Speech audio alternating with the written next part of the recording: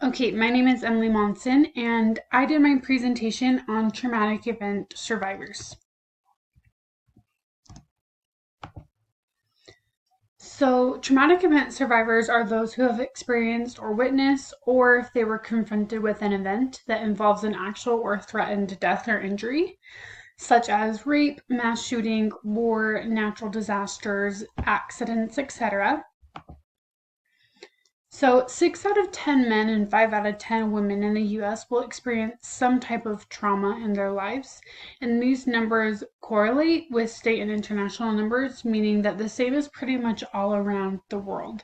So, that's a pretty large population that actually will experience trauma and post traumatic stress disorder.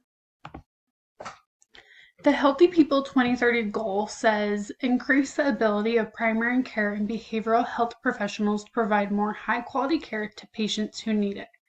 However, this is a barrier because traumatic events lead to post traumatic stress disorder, which can lead to isolation. Those in isolation need to be able to access these resources to manage their mental health. PTSD often goes untreated. So, specific concerns that we have for traumatic event survivors, most of them experience post traumatic stress disorder.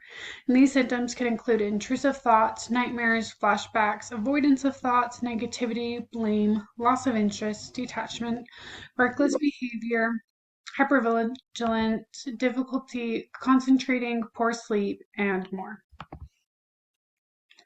So, a root cause that we just talked about is that PTSD can lead to isolation. And those who are in isolation feel the need to isolate because they feel like they're alone and that no one understands them and that there's not a way for them to get help. So, Maslow's hierarchy of needs, the physiological is met most of the time, unless depression and mental health become a huge factor. And depression and mental health are less of a priority when these needs are not met. However, safety, love and belonging, esteem, and self actualization are often unmet because they're not feeling safe and loved.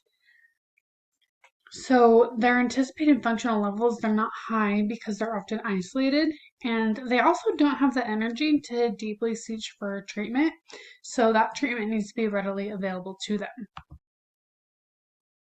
Being a survivor does not usually lead to a communicable disease unless it was like a traumatic event disease-ridden pandemic.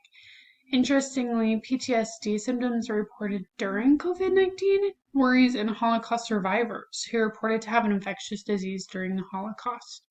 And then also like rape trauma survivors have an increase of having a STD or STI. As far as non-communicable diseases go, depression is a huge one that's been identified by the WHO about it. For self-care and self-harm, PTSD actually has been connected to impairments to regulate emotion, and self-harm is usually performed to temporarily ease the negative emotions, to express anger, and to end periods of dissociation. So we need to be careful because self-harm and self-care definitely occur during this. More self-harm, less self-care. PTSD is associated with higher levels of partner aggression, so it is possible that there could be those out there who are aggressive towards others, and we need to just be mindful of that. And then here are my references. I have a few pages of them. Thank you so much for listening.